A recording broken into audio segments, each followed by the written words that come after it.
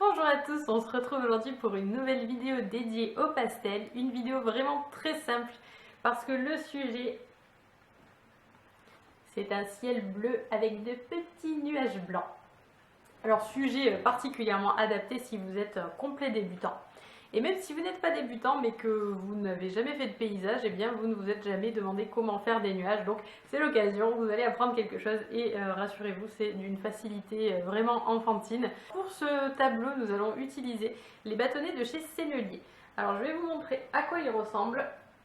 Alors je vous rassure, vous n'avez pas besoin d'avoir tout le coffret, on va en utiliser juste quelques-uns. Et ça va vous permettre de voir à quel point ces bâtonnets sont de bonne qualité. Et aussi leur particularité. Puisque contrairement aux autres pastels, ils sont vraiment très concentrés en pigments. Donc ils ont des couleurs vraiment éclatantes, mais aussi ils ont très peu de tenue en fait. Ils sont vraiment, comment vous dire ça, ils sont très friables, voire très poussiéreux. Ce qui fait que par exemple on ne pourra pas ou très difficilement les tailler de façon à avoir une arête très pointue pour faire de petits détails. Ça c'est difficile avec les Sennelier. En revanche, ils font des fondus absolument somptueux comme vous allez le voir. Alors en général, moi quand je mélange les marques de pastel, j'utilise les Sennelier en dernier. Je vais les utiliser pour faire des réaux lumineux, vraiment pour faire éclater les couleurs aux endroits stratégiques du tableau. Mais pour ce tableau-là, on va les utiliser de A à Z, donc pour faire le ciel, pour faire les nuages, pour faire les ombres. Et puis on va aussi utiliser un tout petit peu un crayon blanc et un crayon gris, tout simplement pour vous montrer ce qu'il est possible de faire en mélangeant les marques. Maintenant, si vous faites un tableau complet en mélangeant plusieurs marques de pastel, là je vous recommande d'utiliser le Sennelier en dernier. Le Sennelier est extrêmement couvrant, il est extrêmement épais. En fait, à peine vous frôlez un petit peu la surface du papier que vous avez déjà un trait vraiment opaque de pastel. Ce qui fait que si vous utilisez un autre pastel par-dessus, un pastel plus dur, eh bien il va avoir du mal à accrocher par-dessus, il va avoir du mal à marquer. Donc c'est pour ça qu'en général je les réserve pour la fin, pour vraiment faire la petite touche finale. C'est pour ça que d'ailleurs mon coffret n'est pas très entamé, parce que du coup finalement j'utilise assez peu de couleurs. Mais j'aime beaucoup les utiliser pour les fondus d'arrière-plan, parce que encore une fois je trouve ça magique à étaler, c'est vraiment très beau. Alors c'est vrai que le fait d'estomper lui fait perdre un petit peu de son éclat, mais ils sont de tellement bonne qualité que de toute façon ça reste, je trouve que ça reste magnifique. Mais je vous laisse en juger, c'est parti pour le tutoriel. Alors les ciels ont rarement un bleu uniforme, quel que soit l'endroit où l'on regarde. Donc en fait ce que je vais faire, c'est que je vais commencer par faire un beau dégradé de bleu, en mettant un bleu un petit peu plus foncé sur la partie supérieure de la feuille, et plus on va aller vers le bas, plus ce sera clair. Alors d'habitude, quand je travaille sur pastel mat, je mets toujours une sous-couche uniforme de blanc. Mais il faut que je précise que d'habitude, je travaille surtout avec des bâtonnets Rembrandt, qui sont un petit peu plus durs, même beaucoup plus durs que les Sennelier que j'utilise pour ce tutoriel. Le Sennelier, comme je vous l'ai dit en introduction, il est quand même très épais, donc on n'a pas besoin d'une sous-couche supplémentaire. En fait le pastel se suffit à lui-même. Donc ce que je fais, c'est qu'une fois que j'ai disposé mes différentes couleurs, je viens les estomper avec mon doigt. Si jamais vous travaillez sur un papier comme le papier pastel card de Sennelier, ne faites surtout pas ça parce que vous allez vous faire très mal aux doigts. Le Sennelier, c'est un papier qui est abrasif, donc si vous frottez votre main dessus, ça va vous râper la peau. Donc je vous recommande de le faire avec une estompe et là vous n'aurez pas de problème. Donc en fait, si vous avez bien regardé, j'ai utilisé 3 bâtonnets. On a un bleu outremer clair qui est la teinte principale que l'on voit au centre en ce moment. Un bleu qui est plus flashy, je sais pas comment il s'appelle par contre parce que mon coffret n'a pas les noms des couleurs. Mais bon voilà, c'est un bleu un petit peu plus flashy, on va l'appeler comme ça. Et un blanc donc que je n'ai utilisé que sur la partie inférieure du tableau. Donc en fait là l'objectif c'est qu'on ait vraiment l'impression que le bleu devient de plus en plus clair au fur et à mesure que l'on s'approche du bas de la feuille. J'ai passé le dégradé en accéléré parce que bon, je pense que vous savez faire, hein, il suffit d'appliquer les différentes couleurs et puis après on fait des petits cercles avec les doigts, on essaie d'avoir quelque chose de bien uniforme. sans pour autant perdre bien sûr le dégradé, hein.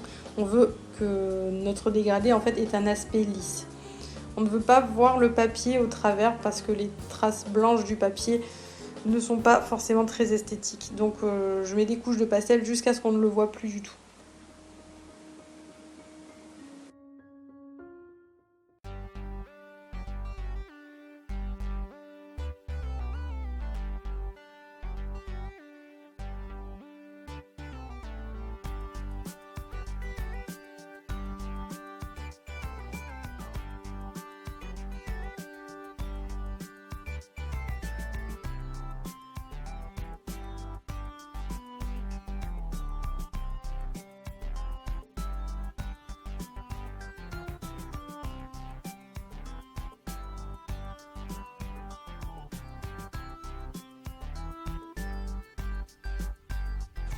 Ok, donc là j'ai mon beau dégradé qui est fait. On peut profiter de toute la luminosité et l'intensité du sennelier. On voit que c'est vraiment très joli.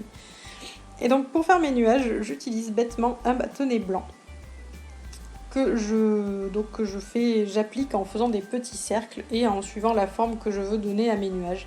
Alors ce qui est bien avec les nuages, c'est qu'on peut leur donner absolument n'importe quelle forme, vu que c'est complètement aléatoire, et bien ça restera quand même réaliste.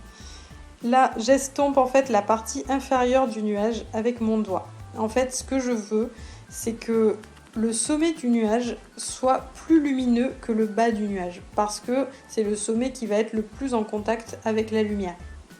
Donc en fait, je viens faire des petits cercles vraiment jusqu'à fleur de la limite du nuage, mais je ne la dépasse pas. Parce que si je la dépasse, le bleu va se mélanger avec le blanc et donc le sommet va devenir diffus. Or, je veux qu'il garde quand même une certaine netteté, du moins qu'il soit plus net que la base. Donc c'est extrêmement simple. Ensuite, si je veux faire passer un deuxième nuage devant le premier, eh bien je vais recommencer exactement la même opération. Comme la base du premier est déjà estompée et mélangée avec le bleu, eh bien on va avoir l'impression que celui que je suis en train de faire vient passer par-dessus. Et je fais exactement la même chose. Il y a plein de façons de dessiner les nuages. J'aurais pu aussi faire mon dégradé de bleu, mais tracer auparavant les contours de mes nuages et les laisser en blanc, si je voulais qu'ils soient vraiment très très lumineux, très très blancs. Mais là en l'occurrence, je fais des nuages qui sont assez transparents. Mais bon, parfois c'est vrai que selon les ciels qu'on veut représenter, on peut aussi avoir des nuages très compacts et vraiment très blancs. Dans ce cas-là, c'est intéressant de laisser l'espace vide. Donc là, je viens rajouter des petits nuages complètement au pif.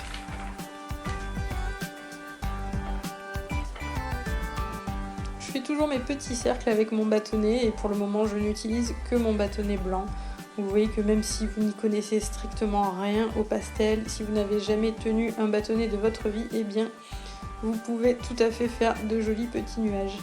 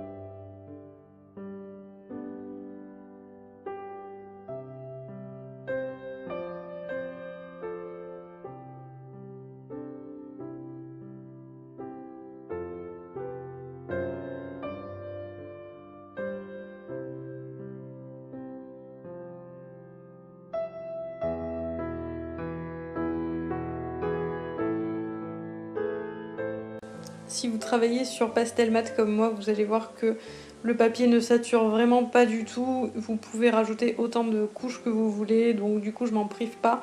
Je rajoute de la luminosité avec des petits éclats blancs à l'intérieur même de mes nuages. Jusqu'à présent, en fait, j'utilisais le bleu du ciel pour faire les ombres de mes nuages, mais rien ne vous empêche d'ajouter d'autres couleurs pour les enrichir si vous voulez qu'ils aient l'air d'avoir plus de volume.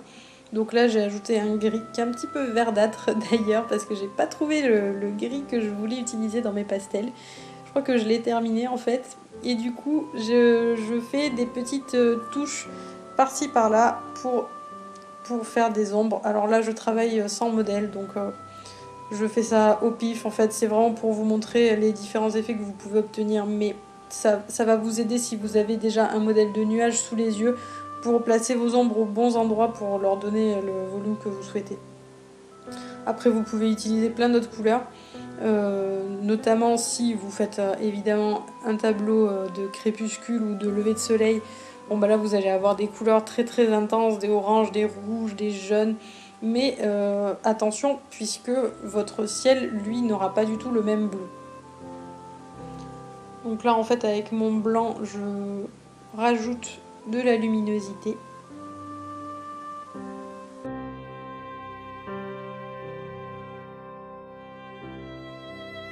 Et je vais apporter une autre couleur. Là, c'est une sorte de rose grisâtre. Encore une fois, je ne connais pas son nom. Et pareil, je vais m'en servir pour venir enrichir mes nuages. Pour tous mes nuages, j'ai suivi le même schéma, c'est-à-dire le dessus net et le dessous diffus. Mais si, des fois ça arrive, il y a certains nuages qui sont bien nets de tous les côtés. Donc à ce moment-là, en fait, ce qu'on va faire, c'est qu'on va travailler la base du nuage exactement de la façon dont on a travaillé le dessus du nuage. C'est-à-dire qu'on va lui appliquer une couche de blanc et on va venir l'estomper. Donc là, je vous montre avec celui qui est au-dessus. J'applique une couche de blanc donc à la base et ensuite je vais venir l'estomper sans jamais dépasser la limite entre le nuage et le ciel. Là on voit qu'il y a un pigment bleu qui s'est trouvé là et du coup mon nuage a pris une teinte bleutée. Mais bon, c'est pas grave, c'était simplement pour vous montrer que vous pouvez aussi faire en sorte d'avoir un petit nuage avec des contours bien nets.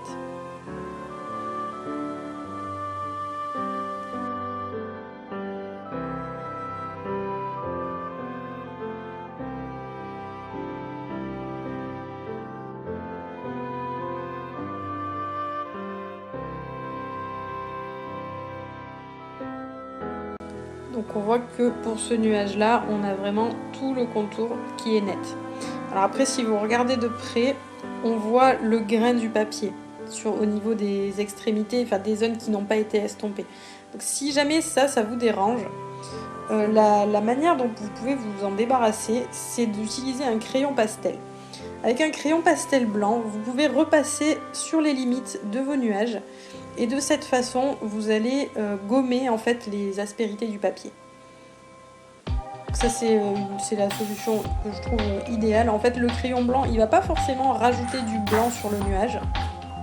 Parce que le sennelier, c'est un bâtonnet qui est tellement épais que les crayons ont du mal à marquer par-dessus. Mais par contre, il va jouer le rôle un petit peu d'une estompe, mais sans flouter la bordure. Si vous aimez les crayons pastels, vous pouvez très bien jouer avec dans vos nuages. Par exemple, je peux prendre un crayon gris et puis décider que ce nuage, en fait, ce sera deux nuages bien distincts.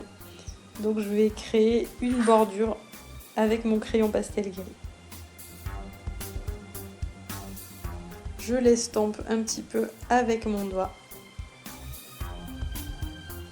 Et je n'oublie pas de faire dépasser le nuage du premier plan sur le nuage du deuxième plan. Enfin voilà, il y a plein de choses à faire avec les crayons comme avec les bâtonnets, c'est ça qui est sympa aussi.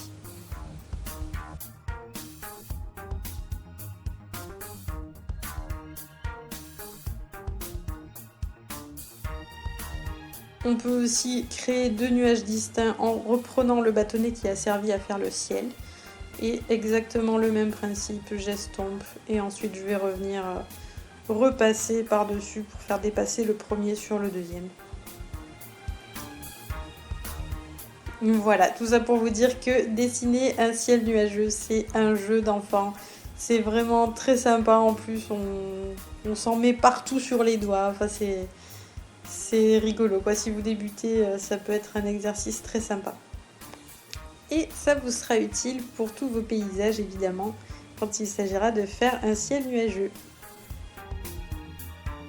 Comme je trouvais que mon ciel était un petit peu palichon, du coup j'ai décidé de rajouter du bleu plus flashy, celui que j'avais utilisé donc tout en haut, pour donner un aspect plus ensoleillé en fait. Et pour moi le pastel c'est ça, c'est une succession de tests et d'ajustements. On essaie des choses et puis on voit que ça rend pas comme on l'espérait. Alors du coup on va chercher à corriger et puis on va rajouter autre chose pour ajuster et ainsi de suite.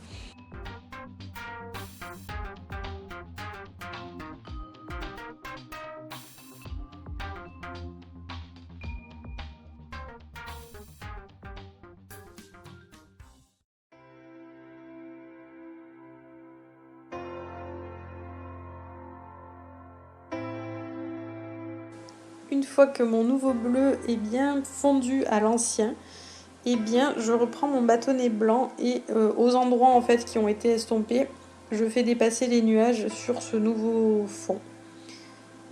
Pour vraiment bien les intégrer, pour pas qu'on voit la séparation en fait.